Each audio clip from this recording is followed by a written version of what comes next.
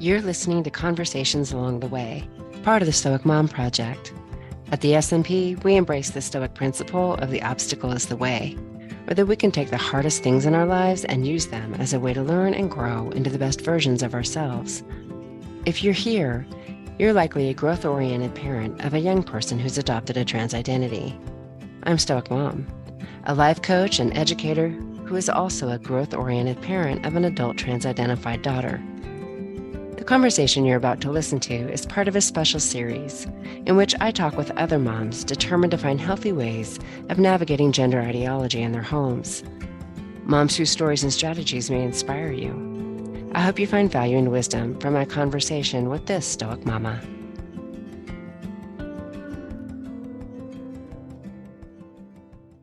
Why did I fill out your form? I'd been following you for a little while Mm-hmm. and intrigued uh, by what you were doing and creating because it was so different. It was so different in the what was out there for Mm-hmm. parents, I think, and seeing that you were wanting to create uh, a strength-based, like Mm. coming at it like what is going to make me stronger here, and I was really starting to resonate with that. I was recognizing that what was happening for my daughter was calling out something more in me that I didn't Yes. realize was suffering, and wanting to step up, wanting so desperately to fill that void. I'd been, for a long time just socially noticing the social kind of space that we're all living in, and how empty it was, how unsupportive it was of family, as a young mom, all that sort of stuff. Recognizing that as a society, we're just flapping in the breeze. We are just Mm-hmm. out there so lost, so alone, so Yeah. unsupported. And um and then seeing that impact on my daughter as she's growing up looking for meaning in life. Like Mm-hmm. our world Mm-hmm. has no meaning. Yeah. Like there's nothing solid in our world. Yeah. And um I've come through a Christian tradition as well. And even that felt like it was letting us down. Mm. We felt that was becoming, how would I say, it was like a facade, just like everything Mm. else. And it was Mm. really hard to go deep. It was really hard to go deep within community. And my daughter is autistic, and boy, did she see that. She, Mm. as a very small child, she kept naming it in our Christian community, and we could see it, but we could tolerate it. But I think the truth serum of an autistic mind. Yeah, yeah. Did you call it you the know truth serum of an autistic mind? yes, Wow. that Yeah. she couldn't but name it. And so we were trying to find meaning within all of that as well, and we were homeschooling. So I think that sort of helped a little bit. We could kind of create a lot more of our own culture Mm-hmm. within the family, but we were struggling too. Like within the family, we were struggling. Mm-hmm. And I think one of the big issues for us was that I was unwell, so I had chronic fatigue like symptoms, and so I I was constantly digging out the bottom of my barrel that was already empty, and to trying to create around me what wasn't there, and that's impossible. That's impossible to do. Mm-hmm. So Mm-hmm. I kind of got to the time of my daughter's adolescent. She'd gone to school. She wanted to go to school, so we'd moved home. We'd moved areas, so that she could we could find a school that she'd fit into, because she's kind of unique, and was being really confronted with my own emptiness Really physically. confronted with your own emptiness. Yeah. Yes. As I Yeah, was yeah. reading how you filled out the form, it just seemed like we really um, both recognized a call in this Mm, to look at how we were showing up, that this was going to demand something different from us, and maybe little idea what that was, but that it was time to figure it out. Is Yes, that? it was time to figure it out. It was like her level of distress Mhm, was so acute, and I'd been able to manage it up until then. I'd been able to, um, I was in fix it mode all the time. I was fixing her, taking her to a therapist, taking her to a course, taking her to, groups, taking her to this, taking her to that. Um, and that fix it mode suddenly absolutely disintegrated around us. And part of that is because, um, as we all know, it became unsafe to take her anywhere because I mhm, knew that wherever I took her, I was going to be uh, put in a position of a toxic parent. I mhm, needed to affirm her. I needed to get her on hormones pronto. And I knew instinctively very early on that that was wrong. Um, I got carried along for a little while because when she first told me, she had so here in Australia we had bushfires for 6 months. We were all in trauma. The lockdown suddenly happened. mhm. Suddenly, school was no longer an option. We were going into senior school. That wasn't going to work. I knew it. So, as a homeschooling parent, I knew that I could withdraw. It was suddenly like everything was really chaotic. And then this, and then this, Mhm. mum, I'm a boy. And so I was carried along with it for a little while because it's like, I have nothing. I've just got to find help. I've just got to find help. Yes. And the help turned on me. Like it turned on me. And suddenly I was not being helped. Suddenly I was, the monster, the bad person. Yes. And so I had to find something different. There was literally no option. And I think it was about when the penny dropped that I was alone.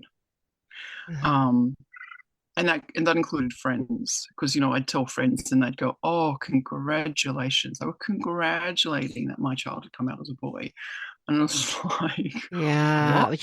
before we go to the penny drop, right, which I'm very Mm, curious about, I'd love to back up just a little bit to mm, this search for fixes and being in fix-it mode. And I'm wondering if even before you kind of realized it wasn't helping, if you have some idea of maybe what that was communicating to your child about her and her capacity in the yes, world. yes, yes. I had started to really begin to understand that when she was little. I kind of wasn't as obvious to me. Mhm, Um, but as she yeah, going through the tweenies and excuse me, getting wanting to become more capable, and pushing back against me too. I think that was kind of the mhm. and me needing to push harder to get the help that I thought she needed. Yes, Push I harder on her. Is that what you mean? Like yes, when you say I push need to harder to get the help that, convince her that we needed to go and do something. Um, okay. yeah, beginning to realize more of that dynamic between us. It was a very strong dynamic, and because I'm a health professional, so it just came Yeah. natural. And I was under this burden of guilt that my child wasn't doing well enough, Yeah. and that unconscious sense of burden that it was my responsibility to get her more capable. I mean, how ironic, you know. Mm-hmm. Isn't it?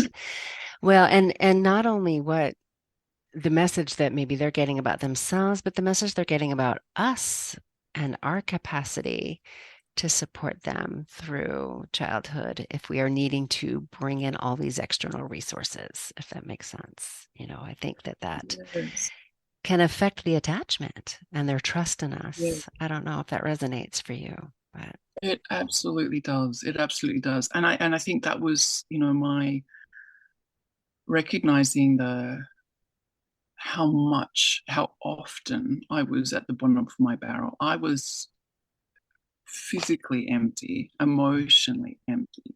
And Mm-hmm. um, very much so, she was getting a message of, I'm giving you more than I've got. Why are you asking for more? Okay. I remember Yeah. when she was, oh, she would have been about 7, I think. And we were homeschooling 24/7. I was home, and I was kind of lying on the lounge one day, kind of in this, like, oh my gosh, how do I keep going for the rest of the day? How am I going to cook dinner? And she came and she stood next to me and she said, "You never spend any time with me. Mm-hmm. You never do anything with me." And it was like I was shocked. But Mm-hmm. there were like I was very it was very clearly two parts of me. One part said, "What? Mm-hmm. I'm here Mm-hmm. 24/7," and the other part said, I know, Mm-hmm. and I don't know what I can do about it. And aware that I actually wasn't capable of connecting with her. I was literally going through the motions. Um, Homeschooling was a blessing and a curse. I think she wouldn't have coped at school. I think it would have been quite negative. Um, but it wasn't the dream that I had of homeschooling. Mm-hmm. Mm-hmm. Yes, absolutely. I think that attachment with her was profoundly undermined. And I Mm-hmm. didn't realize, and nobody else looking on. I think that was the biggest catch. Everybody else would say, "She's so lucky. Look, you're such a great mom. You do so much for her. Everything is about her. She's an only child, so could you imagine? It was like just such intense focus on her. Mm-hmm. Um, I think that's a whole other dynamic that Mm-hmm. is very difficult. Um, yes, and so I knew things were not right. I knew things were not the way that I wanted them to be. And everybody else around me would say the opposite, would say, Right. why does she treat you like that? She treats you so poorly. Why do you put up with it? And a part of me was saying, it's because she's telling the truth, but I don't know what to Mm. do about it. Yeah, Mm. yeah. Okay. Okay. So I think too, when you talk about the bottom of the barrel, you're speaking to, I mean, I know trauma has been something you've learned a lot about. And um, I think you're speaking to the trauma of the lifestyles that we live, that most of us are experiencing and are unaware of. That the demands on our energy are not sustainable. And it is no wonder that we feel incapable of giving our children what they need from us, when we are, Mm, that's right, yes. because we're trying to give them what a community should be giving to them. Hmm. Yes. Yes. We are not meant to be these isolated family systems. Right. Yeah. But No. then what do you And do when the community around you doesn't, not there. That's is right. not there? Yes, That's right. because you don't You end up align, watching television. Phyllis. I'm sorry, go ahead. So you end up watching television. You end up Yeah. going online. You end up letting them watch Mhm. stuff. Mhm. Yes, and so then therein lies some of the you know Yeah. problems. They're not Yeah. connecting. They're not connecting with generations. They're not.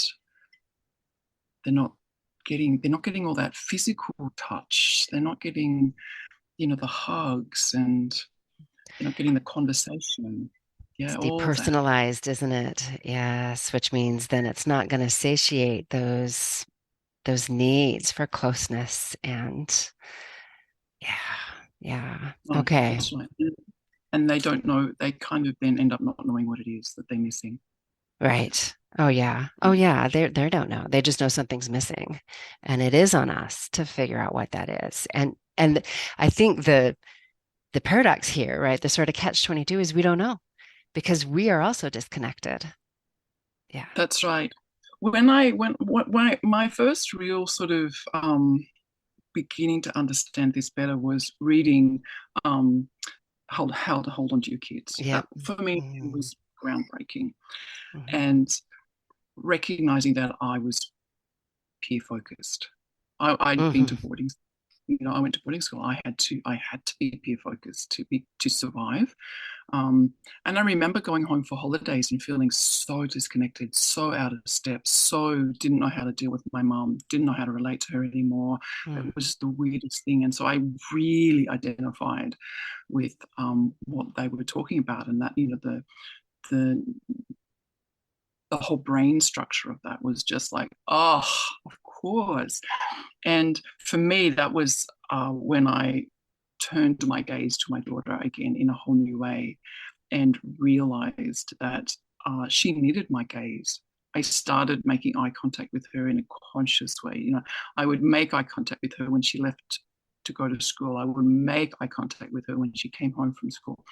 But it was still, it was a huge change. It was like a turning of the Titanic, but it still wasn't enough because I still wasn't well, and I still had so physically had so little to give as well. So, but yeah, game changer to realize that she needed my gaze.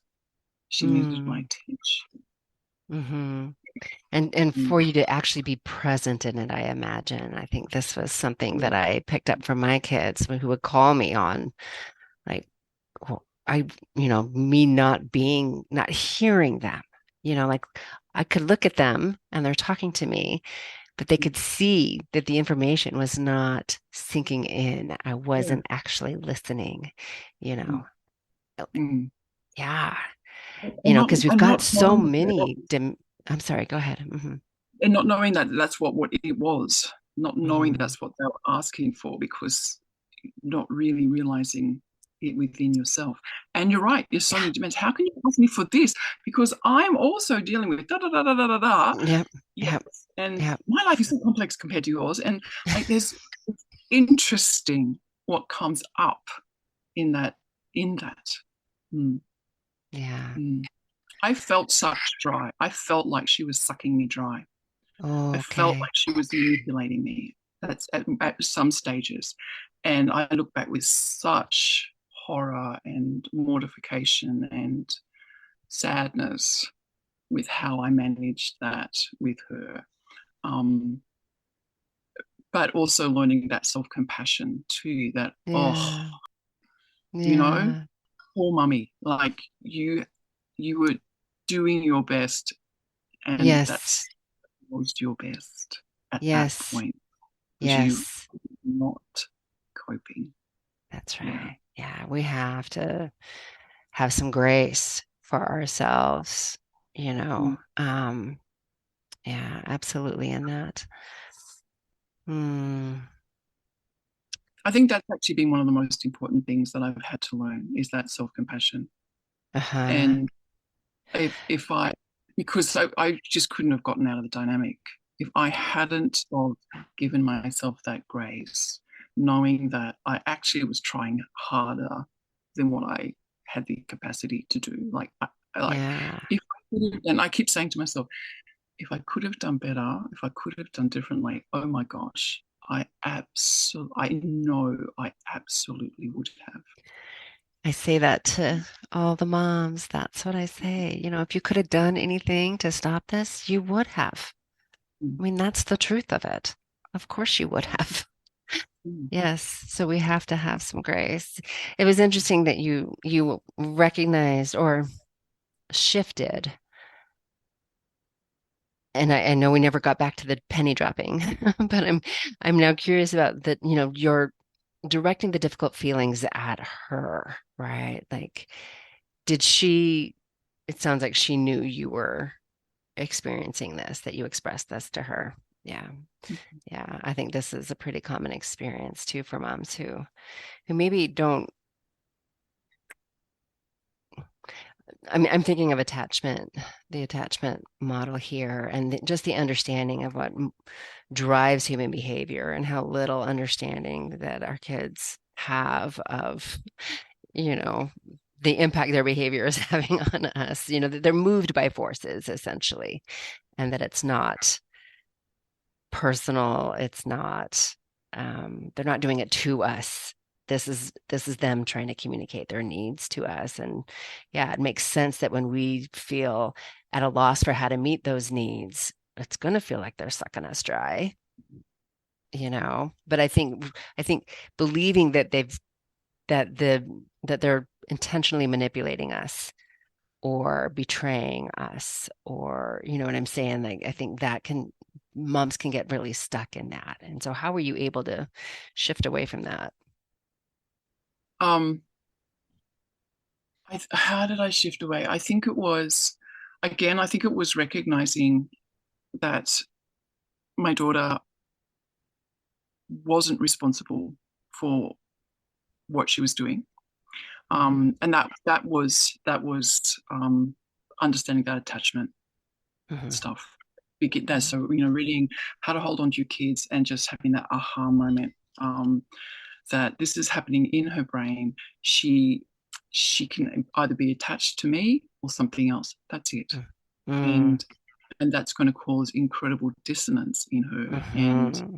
um, so I think that was my penny drop, really was Okay. understanding just what kind of bind she was in Yes. and Yes. realizing it wasn't personal. Yeah, I really had to understand that it wasn't personal. So that was the beginning. And I think the other side of that coin was realizing that nothing could usurp my role as mum. Nothing. And that was such a relief because Mm. everything else around me was saying, you've got to let her go. I'm going, she's too young. She's, like she's not ready. Like Mm. this doesn't feel right to me. But Mm. everything's like, oh, you've got to let them go. You know what kids are like. They've got to they've got to become, you know, they've got to focus on their friends. Everything was telling me to let her go when I knew that I didn't have her yet. I Mm. didn't have her yet. Um, Mhm. and so I started to lean into knowing that the way that I put it for myself was I'm her center. She's Mhm. always going to need to come back to me to know who she is. And recognizing that for me and my mum, so that actually started quite a change in my relationship with my mum as well. Mhm. Mhm. Allowing that to be okay, but that I needed my relationship with my mum. Um, that really helped me to start to weather a lot of this, and it probably was quite an anchor for me when the whole announcement was made that I'm now a boy, and all that storm started. I knew I was her center. And I don't mean that in an icky way because that can sound really icky and weird. Um, but it was like a lighthouse. I'm the lighthouse, and Yes. she's going to come back, and she's going to go, and she's going to come back, and but I created I'm that place where she can come back to. And at this moment in time, she doesn't know where I am. I don't know where Mm. I am. I'm not an I'm not a lighthouse. you know, yeah. Yes. So Okay. That's beautiful. And I'd love, maybe we can spend a few minutes here too, because my audience members have heard me talk about letting go a lot, and talk about non-attachment, in that sort of Buddhist sense of um, letting go, and I think, for clarity's sake, I think it's important, to maybe spend a little time there. And I would say when with my developing understanding of attachment, that letting go is letting go of needing our needs to be met by our children, right? Finding a way yes, to provide for them yes, unconditionally, the emotional support and the center, right? Of yeah, that deep knowing that you are there always for them yes. and safe, a safe place, which came up in your form too, that maybe we can talk about that too. Yeah. Mm. Okay. Yes, I think, yeah, but I totally I love I've love the alpha female. That's sort of the alpha mother kind of idea Mm-hmm. that, yeah, you meet your needs so that you Mm-hmm. can meet their needs. And that was, I think, what was so important for me to understand.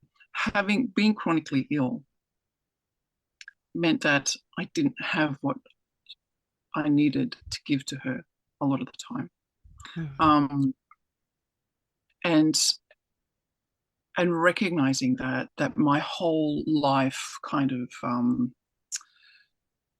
dynamic was to give, to give, to give, to give. I'm a helper. I'm a people pleaser.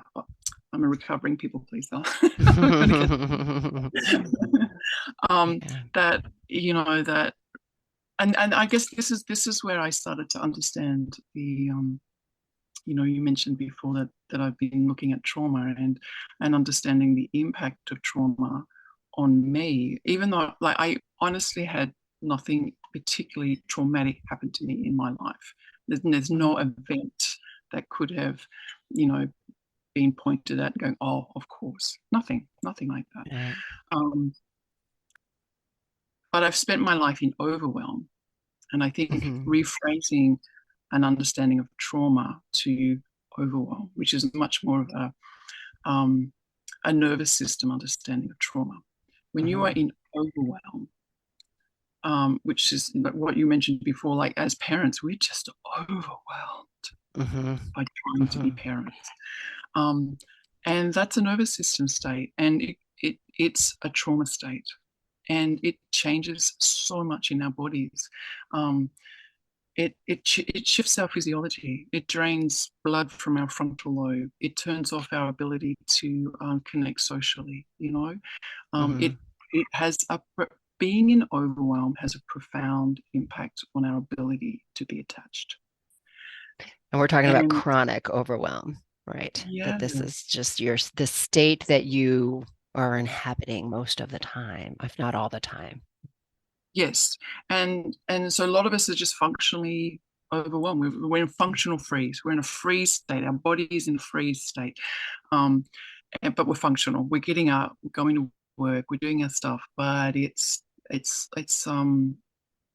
like we're just going through the motions. There's Mm-hmm. very little joy, very little creativity, very little spontaneity, um, because we can't. It's actually not there. We can't access it. Physiologically, we can't access it. Mm-hmm. Um, and recognizing that, as someone who's got a sensitive nervous system, from really quite young, I've grown up feeling overwhelmed. And that necessarily put me into a survival state. So my survival state was fawning. So I looked like I was doing fine. I looked social. I looked engaged. I, I'm a health worker. you know? Mm-hmm. um, but my dynamic was fawning. But because it's a Are you saying, survival I'm state. sorry, fawning? Is that what you're saying? Fawning, yes, fawning, FAW, That's what I thought. Okay, go like a ahead. yeah, I so haven't heard it. accent. Yeah. Okay. Yeah, so there's so when you think of when you think of a survival, you've got flight, Mm-hmm. fight, Mm-hmm. freeze, fawning. Fawning's the fourth one. Oh, So okay. yeah, so it's a for me to stay safe, I've got to keep you happy. So Okay. yeah. Okay. So if I placate you, if I make everything fine, if I keep all the conflict down, Mm-hmm. then then I don't have to fight you. Sort of, just a different a way of surviving. But it is a survival. It's a survival technique. It's a survival state. So it's not actually particularly. It's not conscious. It's not chosen. And recognizing that in my daughter as well, that the Mm, fight, when she's in fight, that's not a chosen state. right. She's not choosing that. She's not Mm-hmm. trying to manipulate me. She's in a survival state. I Mm-hmm. think for me, I don't go into that necessarily. I go into fawning or I go into freeze. I just shut down and I can't think. I can't articulate what I'm thinking. Mm-hmm. My face goes flat. Resting Mm-hmm. bitch face. You know, Mm-hmm. Mm-hmm. that's what that is. It's like no, I feel fine. No, no, nothing wrong with me. But everyone can tell you've gone flat, Mm-hmm. and that's part of going into a freeze state. It's an Mm-hmm. overwhelm. You're in overwhelm, and you're just going through the motions, and you're getting by. But you can't smile properly. Your eyes don't smile. Your intonation falls flat, and that's what our kids pick up on. Mm-hmm. They know we're not Mm-hmm. present. They know that. Yeah. Mm-hmm. And when we're not present, they're not safe. Right. Right. Mm. They don't feel safe. Mm. So how did you start addressing this in yourself? Mm. Um, I think it was for me it was understanding the nervous system states, recognizing that. It kind of flowed easily for me because of my health background, and but it really tied in with the what Neufeld and Made talked about in the book too. Is like it's structural. It's like what's happening Mm-hmm. in our brain. It's when our physiology puts us somewhere, that's where we are, and that really helped me with my self-compassion as well, and Mm-hmm. helped me with my compassion towards my daughter as well. It's like, ooh, here we are again. Mm-hmm. you know Mm-hmm. um, I'm falling into freeze and you're going into aggression. Mm-hmm. um, so addressing that then became um, taking responsibility for my nervous system. It's Yes. like nobody else can do anything about my nervous system except me, because Mm-hmm. I'm the only one who knows what's actually I'm feeling. Mm-hmm. I'm the only one who can pick up the cues that I'm starting to get overwhelmed. And it's my responsibility to give myself what I need. It's my responsibility to give me what I need to help me feel balanced, safe, filled up again. So, so that sense of that radical self-care, like I didn't know anything about self-care. I could not look after myself to save my life. Literally, I was getting Mm. that sick, and the sicker I got, the harder I worked at looking after everybody else, because it became a survival pattern. Right. So learning to step back and go, actually, do you know what I need right now is sleep. You know, I know Mm-hmm. there's all these needs going on around me. I know there's all this stuff happening, but right now I need a sleep. Mm-hmm. And, or I actually I'm getting dehydrated. Well, actually, I need to stop and have a drink. But simple things that I actually really, really struggled to do, to just stop and say, my needs first, so that I can look after you. Mm. I was utterly stunned at how badly I did that. Mm. And that was a penny drop for me too. That And then, because underneath that too is an anger towards other people, that I'm looking after you so much. Why aren't you Yes. looking after me? Yes. Like, so Yes. that That that resentment. Uh-huh. yes, yes, which is very hard to acknowledge. Uh-huh. Uh-huh. But yeah, so that learning to be compassionate to myself and going, Mm-hmm. I can only give if I have something to give from, and learning to do that. It's been huge and slow and hard to do that. But the more that I've done that, the more that I've recognized that, um, um, the more that I recognize that it's my responsibility to turn up to my daughter calm, and not calm on the outside, because I always looked calm on the outside. Like I always look, people would say, "You're so calm and peaceful." Mm. I'm going, I don't feel that myth. If only you knew. I don't know why you're even saying that because I feel like a freaking mess, you know? I feel Yeah. like so chaotic inside. So learning to go, that's my responsibility. When I turn up to my daughter and spend time with her, I need to have done something for myself to calm my own nervous system. Because sometimes she doesn't live with me, and I would go and see her every day because, interestingly enough, she has chronic fatigue as well, and really, really struggling with that. Mm-hmm. Um, Mm-hmm. yes, And yes, she's an adult now. We have not, now in her I think, 20s. stated that for the Um, listeners that she's, yeah. so Mm-hmm. I would always be so anxious going to see her. What's going to come up? What is she going to talk about? Mm-hmm. What's Mm-hmm. going to be the situation today? And I would literally have to do some self-care exercises. So, I've learned somatic exercises that are directly focused on bringing a sense of safety into your nervous system, bringing a sense of support into your nervous system, like Mm-hmm. actually rewiring that because it had become my physiology. I was always stressed. I was always anxious. Nobody would have recognized that necessarily. I didn't look like that, but it was so wired into my body that's all I could react with the anxiety.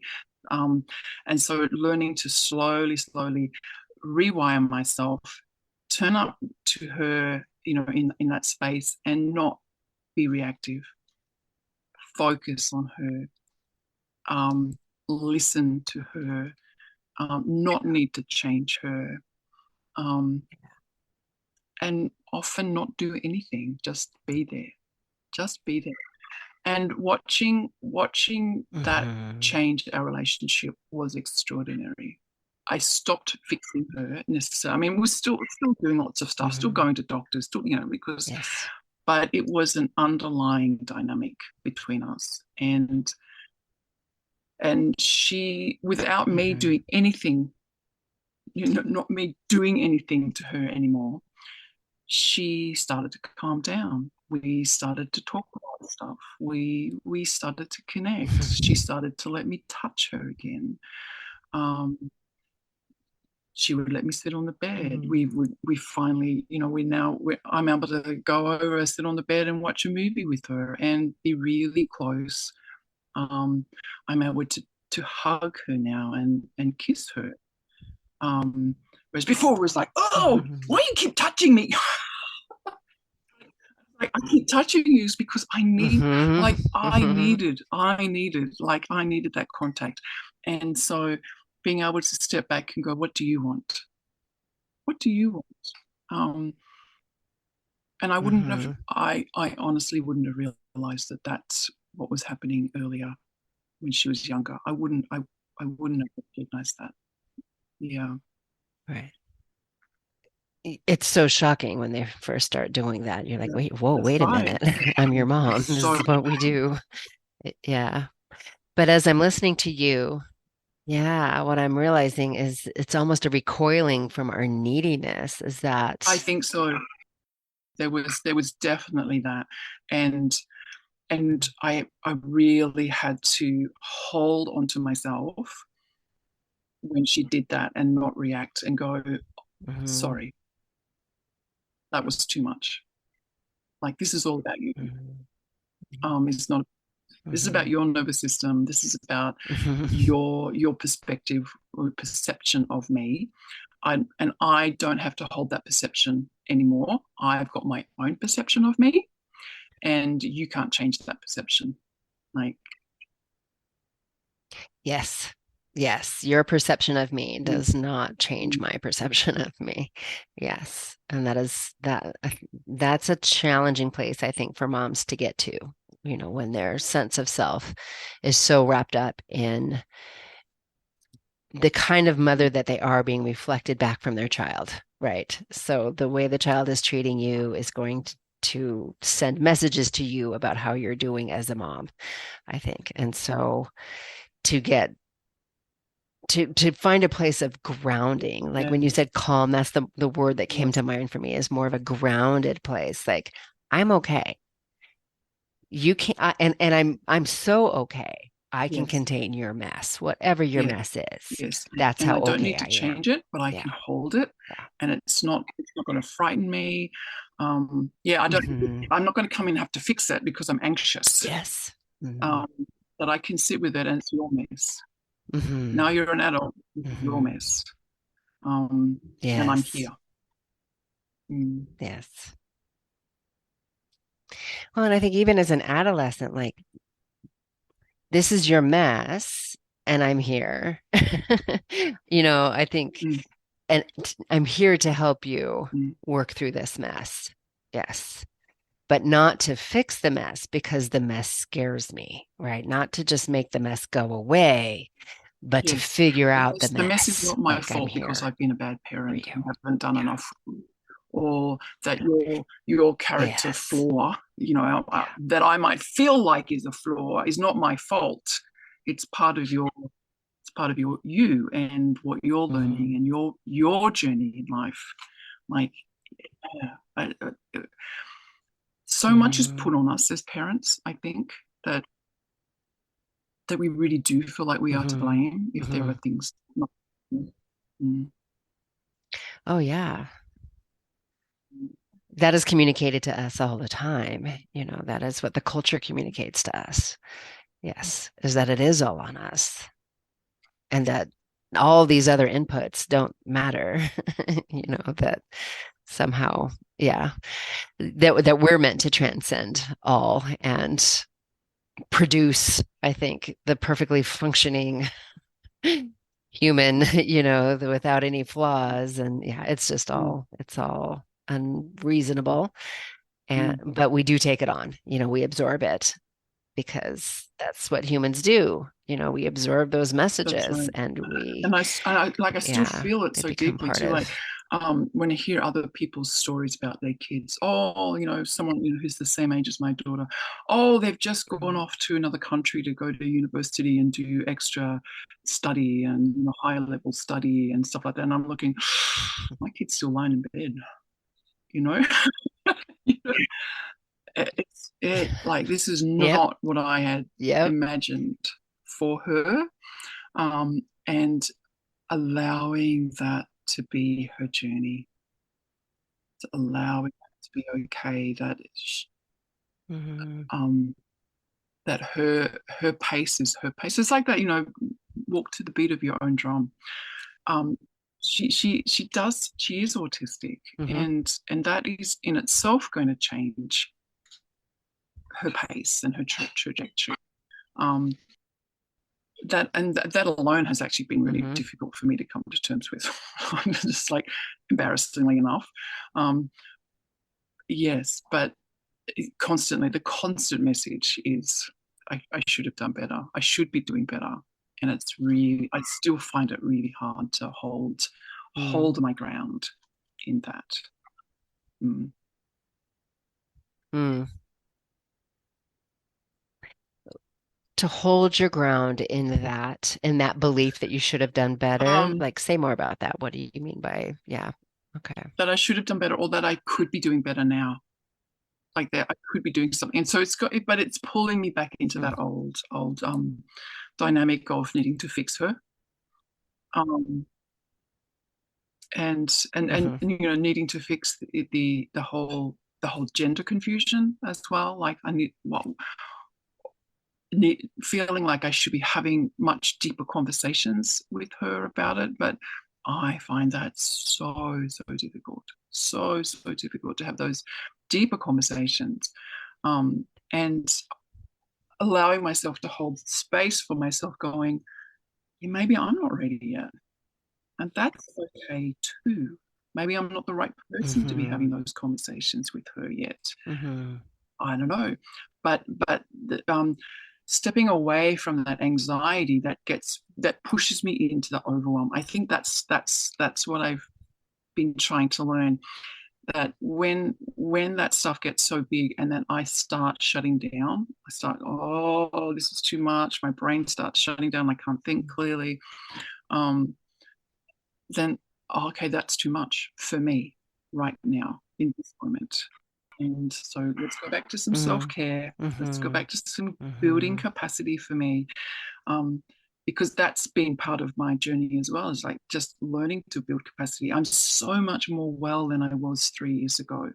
And it has been this, it's been learning to put myself first. It's been noticing my own body, giving my body what it needs, and then approaching her, then giving her what I've got to give. So I still feel like I am not supporting her well enough. I still feel like I'm not having the conversations that she needs to sort this stuff out. You know, she's still online most of the time. She's still getting absolutely bathed in all the in all the that information, that affirmation, you know. And when I do have conversations with her, I am shocked at how much she believes it. I think, I can't believe you believe this stuff. And her anger at me for not supporting her, for not. It's just recently she said to me, when we did broach some of this. She said, you know, if I hadn't been so unwell, I just would have cut you out. Like, I'm that angry with you. And holding that, she really does believe that. Yet there we are sitting on the bed together, cuddled. You know, it's going, okay, there's two realities here. There's two realities. I have built some attachment with you that is real and solid, and actually I think it goes beyond this rhetoric that you're giving me now. I think it does go beyond that. So it shocks me when I hear it, but I also feel the dissonance of it. I'm able to say, yes, you do believe that. That's what you're bathed in. Of course, you know that. You know, how can two people who don't respect if you don't respect what I believe, how can we be in a relationship together? It's like, well, yeah, well, we can. You know, like that is possible. So let's have that conversation rather than whether or not I believe you're a boy or a girl. Like, so just knowing that I have built a level of attachment that I think is stronger than all this stuff. Yeah. Well, and she knows where you stand. It sounds like she's pretty clear on your beliefs and worldview. And so to what end? You know, I think we get a lot of pressure to continue those difficult conversations, but there are cult experts out there who would say, you know, that this is how you do it. You know, you can't just keep contradicting their information, you know, because that doesn't that that I don't think that's what the alpha or the center does, you know, is if we're talking about persuasive conversations here. Does that make sense? You know, and you Yes, because if I'm trying to convince you, then I'm not grounded in what I think. Like, why? I don't care what you think. I know what I think. Yes, there's something. Yes, there's something about that. Absolutely. Um. And she knows what you think, you know, and that's why she says things like, you know, if I were well enough, I would have cut you out a long time ago, because she's projecting that dissonance onto you because she knows what you think. You don't have to keep, you know, looking for the teachable moment, I think, which I think at this point in the game, if they're not Oh, that open is to right. that, And it doesn't I do help the keep thinking I attachment. need to find that teachable moment, and it's a pressure, and it's very distracting, actually. Yeah. Mm. Uh-huh. Uh-huh. And I did it a few times. My kid was on to me. I could build up months of goodwill, and she's one of those Mm, teachable moments, and she would storm off. Like, and that would be her story, right? That's who I was to her when she was here, was that person always seizing the teachable moments, even though I let so many of them go, so many of them, right? But if that's not representative of what it does to the attachment of her just, I'm done and walking away from me, mm, it mm, put distance between us. That at this point, she was saying, this is on me to figure out. I know where you stand. And so the story then, like my line for her was, yeah, yeah, and I trust you to want the healthiest thing for yourself. We might not agree yeah, on what that is, but I had to switch to that. I had to switch to a place of trust. yes. Hmm. Hmm. And you say something in your form that I thought was so beautiful about taking more responsibility for my life, my decisions, my boundaries, my self-care choices. I've been able to start to let her take Mm, responsibility for her life choices. I've started to see that her life is also her testimony, and I don't mm, want to try and save her from that. mm, yeah. Now, Um, I cut out a sentence that I'd like yeah, to come definitely. back to, I but think that um, part of what I had to realize, taking responsibility for me, and my nervous system, my state of health, my capacity, was also realizing that um, I actually needed to live my life, and that would be my testimony to her as such. Mhm, Like, I think for a lot of us mhm, mums, we get so focused, we get so overwhelmed by looking after our children that we do lose our sense of self in that, and that is the trauma response. The trauma response is that you lose a sense mhm, of your own body. You don't feel your body. Your body does that as a, mhm, if you're going to get eaten by a lion, well, let's just not feel your body. It'll be nicer. And mhm, that's what our body mhm, does. And I think that's what's happening for our children as well. I think they're so overwhelmed, they don't feel their bodies. And so here's an mhm, answer for them, that you could mhm. be back in your body. That's why you don't feel like you're in your body, because you're in the wrong body. It's like, no, no, you actually, Mhm, mhm, you just don't mhm. feel like you're in your body. And that's a physiological response to being so overwhelmed. Um, and so recognizing that this whole pattern that I had of living my life for other people as such, pulling back and going, I need to model to her that you can have a Yes. life that's not dependent on what other people think of you. And that's for, at the moment, that's very strongly. Mhm, So I want other people to see me the way that that I want them to see me. They don't see me like that because they see me as the girl. It's like, why do you care what they see? Like, it was like, mhm, I need to be modeling that, mhm. I'm going to be me. I'm going to do what I love to do. Yes. I'm going to find joy um, in my life the way that it is, and not wait for you to be better, not wait for you to stop being, confused about your gender, not waiting for Mhm, you to want to, cut body bits off. mhm. I'm going to find meaning and purpose and joy in my life now that's not dependent on you. And that is a massive Yeah. rewiring. There's a grief. There's a grief part of that, I think, because Yes, it rewiring our is. bodies is a grief. It feels like Yes. grief. Um, Moving away from everything that we've been, and refinding ourselves. And it's terrifying because we think our child's not going to be safe. Because the wiring, I think, has been keep your child safe, keep your child safe, Yeah. keep your child safe.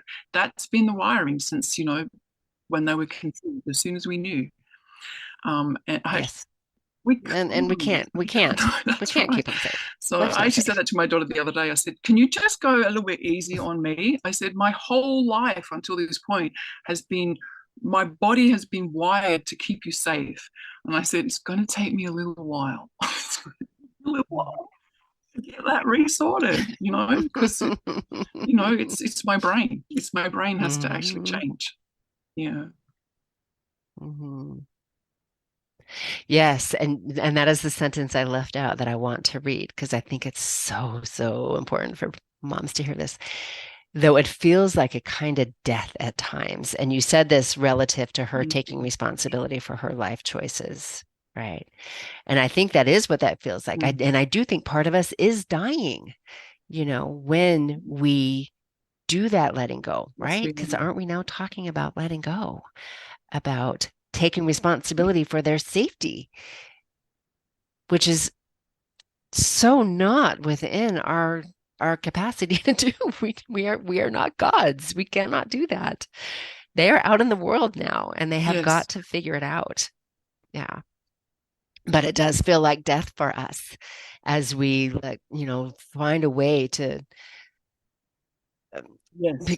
Yes. That our an identity is identity shifting has to from die. being, It you has know, to die. In the sense yes. of um I Hmm. I I make Hmm. everything happen for you. I feed you, I clothe you, I take, I teach you, I'm your Hmm. mom, to something quite different. Hmm. And I think that I've appreciated the image of being the alpha female, because I think what I've been thinking of, my word has been becoming the elder, and Hmm. and I and like it that does one have that too. sense of I'm grounded, I'm solid, I'm here. You go out into the world and have your it's like their journey at the moment is external. You've got to go out into the world, you've got to experience, you've got to discover, you've got to find. But Hmm. our journey is now internal.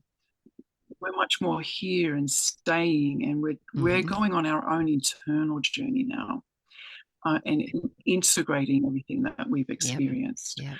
Um, so, and that's kind of the lighthouse image again, sort of like I'm solid, I'm here, and I'm shining out what I've Yes. learned, my truth, my awareness, my knowledge, and it might illuminate something for you, and it might not, might be pointing in the wrong direction right now. But mm, I love that description, though, that their job right now is an external journey, and that is a very normal part of human development to spend mm, the first half of adulthood mm, there. And then you turn inward, and I do wonder if some moms are using this as a way to avoid that internal the work, problem if on they the can stay fixing focused on on their the child. yeah, if only It, this was better. mm, it's a way to avoid that call to the internal work that I think all of us get. I think we do that. I know that I'm constantly battling that. I'm constantly battling that. It's not a comfortable place, and it's hard to find support. And I think that's why your community is like, how do we find Yeah. support to do that? How do we become the elders that we never had? Mm. How do we do that? Like we don't even know what that is, and our culture and our world is changing so quickly that it's like Mhm. what I remember this moment when I was homeschooling going, the world is changing so fast. I don't even know what I'm educating my child into. Like I don't like, and there's this overwhelming sense of Yeah. responsibility. Like I don't even know what's ahead. I could not have imagined where we are now. I was right. Right. I used to say this. Yeah, I was an educator, and it hit me. I'm like, oh my gosh, all this stuff is going to be obsolete. What the best we can do is to support them to develop that adaptability and resilience for whatever the world holds No, for them, because we cannot even predict. Like you said, who would have thunk it, right? Who would have absolutely. thunk the last 5 years would have looked like they were going to look? We don't know what's coming down the pike for them, and And I think yeah, modeling that, I like think that's what we need to we adaptability. need to show them that it's possible, Hmm. that we can And I think that's the self-care. If I can't look after myself, I can't look after somebody else. And if I'm in Yep. overwhelm, I actually don't have logical thinking.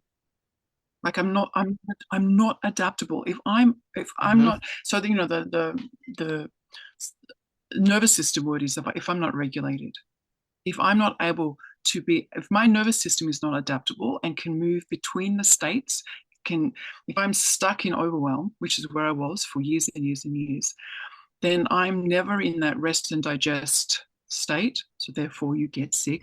If you have a chronic illness Mm-hmm. of any kind, Mm-hmm. if you have autoimmune, and if you have been in a chronic overwhelmed state, you have been in a chronic trauma state, you can't be that unwell unless you've been in that freeze, overwhelm, trauma state. The three words are all kind of all comparable because that's where your body gets sick. That's where those chronic illnesses evolve Mm-hmm. from because it's a changed physiology that you're dealing with. You're not in the rest and digest state where your body's got balanced hormones, is able to digest, it's able to relate to other people and attach and create community. Um, so if we're not able to regulate and be in charge of ourselves, we are not adaptable. And we cannot co-regulate. We cannot co-regulate. So our kids then can't come to us and find rest and find connection because we're not regulated. Oh, yeah. Mm. Yeah, I Mm. was hoping you'd get to that co-regulation, and that is so important. Why they can't come Yeah. to us No. if what they're bringing to us is going to Yes. escalate us and trigger us, No. that we are No. not safe then. Yes, No, we are not. and we aren't supporting Because them. We can't support them in that state. Mm. and again, having that self-compassion, going, oh, this is where I'm at. Oh, what do I need? Rather than, oh, terrible, which is what I used to do. Oh, I'm useless. I'm Mm-hmm. terrible. Here I am Mm-hmm. again. Instead of going, Mm-hmm. I need to feed myself. I need to sleep. I need some rest. Yes, I need some support. I need some support. Yes. And finding where you get that and then having capacity for them. Mhm. Yes. Not needing, yes, like as we said before, not needing it Mhm. from them because that's not safe for them, because that's not the right Right. order. Yeah. Yeah. Mm. It sounds like this has been pretty transformational for you, this It whole has been. A experience part of with your me child. is actually profoundly grateful. It's like, what else would have pushed me to Hmm. sort this stuff out? Um, Hmm. yeah, Yeah. I don't think, bless all those health professionals who are absolute crap. Um, Hmm. and, who gaslit me and put my child in danger. Hmm. Um, that put the fire in my belly to work it out because I really was in a state of such depletion when this Hmm. happened that I was ready to go. I just have to let someone else do this. And it became so unsafe that it really did. It ignited me again, which then actually started to push me towards my own self awareness. Yeah, and that's saying like I've been on a path of self awareness. I've done extra study. I've done counseling work. I've put myself in, situations where it's group work and stuff like that. It's just like not like I was avoiding it necessarily, but it was like this is what it took to really push me over the line of going beyond what I was Yep. uncomfortably comfortable with. Yeah. Hmm. Hmm. I could Mm, relate 100%. Yep. Yep. That's it. It took this and the transformation that happened as a result. mm, Eh, Yeah. yes, Profound yes. gratitude. Hmm. Hmm. and seeing how Yeah. it's rippling out in all areas of my life, not just in my relationship with my child, but Mm-hmm. it's my relationship with my child that I Mm-hmm. am most profoundly grateful for. I think that there is a difference there that, Mm-hmm. Mm-hmm. like, I've really had to come to a level of such deep respect for her and her capacity. I don't act on it all the time. Like, I'm not like, I still Mm-hmm. struggle so much. But there's an awareness now. Sure. There's an Yeah. awareness now of the, that idea that I cannot stop. I cannot get in the way of her testimony. And I think that what she is bringing to life through her life, is going to be unique. And um, I desperately, she hasn't medically transitioned in any way. She keeps pushing for it, um, but she kind of needs help, and I don't offer it, and she hates me for it. But Mm. if if there's a sense of, if she needs to go that far, will I manage? Part of me knows I'll survive it. I'll survive it. I will survive it. Um, will I survive it well? Mm-hmm. I want to. Mm-hmm. Um, can I allow her? Mm-hmm. Can I allow her to do that to herself and yet remain in relationship? I think that's what keeps coming back to me. If she feels so changed, and I don't know that answer because I'm not there. Um, I desperately want to be able Mm-hmm. to, and I desperately want to be able to hold that reality that if this is what she chooses, then I can remain strong. And with that idea that we often talk about with in our parent groups is these kids are coming back damaged, and can we be strong enough to hold that space for them, um, when they Mm-hmm. potentially Mm-hmm. have to recognize what they've done to themselves and the consequences, and can um, Mm-hmm.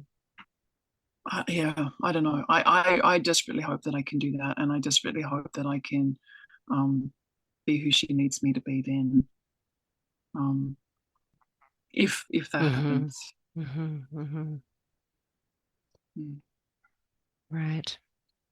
I'm curious, it's because it is time for us to wrap up, how or what you would like, what you hope other moms take away from our conversation today.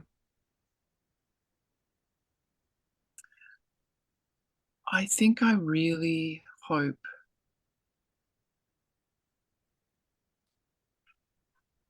that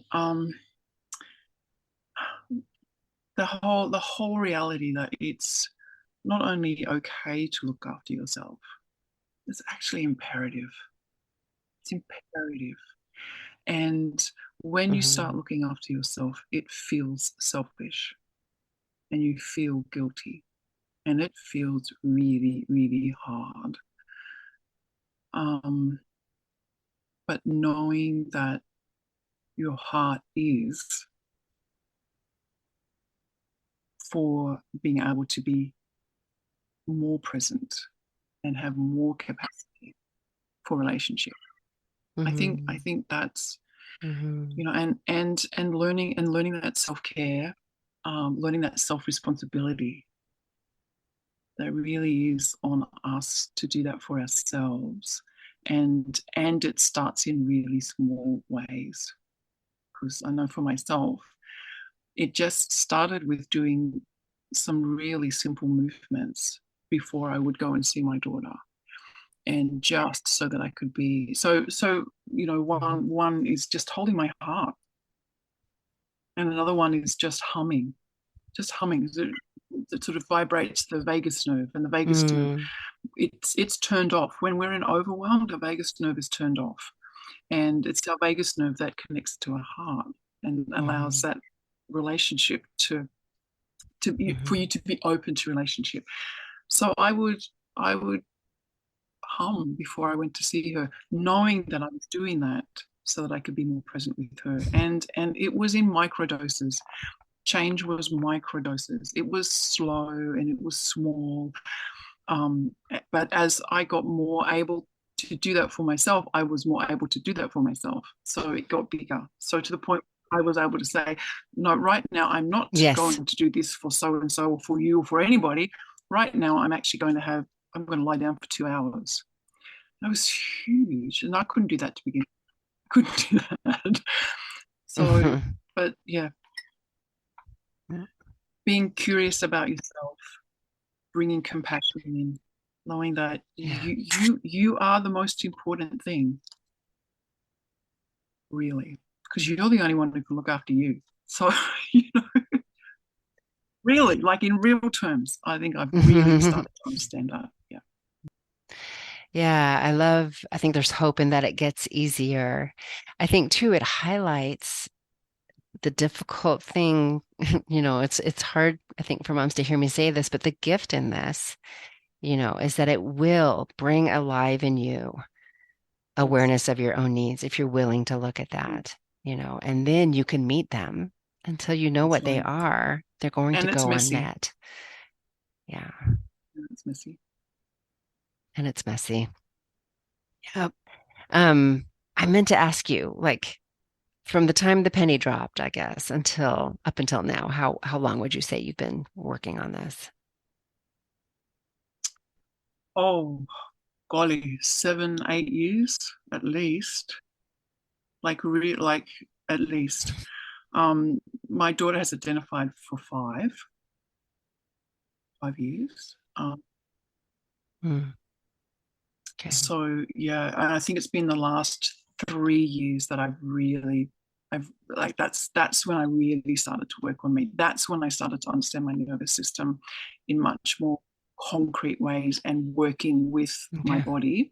So that's been the last 3 years. And baby, am I a work in progress? Like still, yeah, still so much that I need to. I'm Hmm. still very like chronic fatigue dogs my steps. I'm working really hard just to still be well. Um, and yeah, Mm. so it's slow. Um, It's slow. And mm. yeah, and we need to have patience and that's grace hard when you don't feel like you've got for the time with your ourselves. kids, when you feel like they're barreling down a Hmm. path really, really quickly. And you know that I remember turning 18. Oh my gosh, the Yeah. agony. Turning 18, fear Hmm. involved in that, and Hmm. like each step is profound fear and anxiety. Um, so it's messy, it's hard, and you can't make your body move faster than what it can move, and you can't your child is doing their own thing at their own pace as well. Mm. Hmm. Yeah, it's just kind of, I think if you can maybe Mm. see it as a little bit of a surrender, you know, to to Yeah. life with a capital Actually, L. that I like that. Right? It is a Yes. surrender that there Yeah. is only so much I can control, and and Hmm. while I don't know how to look after myself, I'm even in less control. You know? Yeah. Well, thank you so much. I very much appreciate your time and your wisdom, that you have gained over Well, the years of moving through this mothering experience, right, with our children that will, paradoxically enough, grow us up. it's wonderful talking as well. Yeah. Just thinking aloud is with you, and your questions, and yeah, it's wonderful. I love what you're doing, and I'm really grateful that you're in this space. Mm.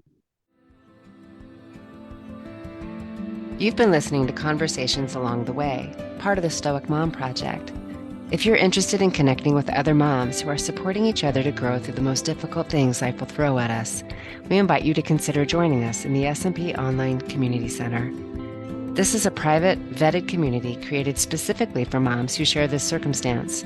For more information and to express interest in joining, please visit the S&P Community Center tab at stoicmom.substack.com to learn more, or simply fill out the application included in the show notes of this episode. Thanks for listening, and hang in there, Mama. There's light at the end of this tunnel.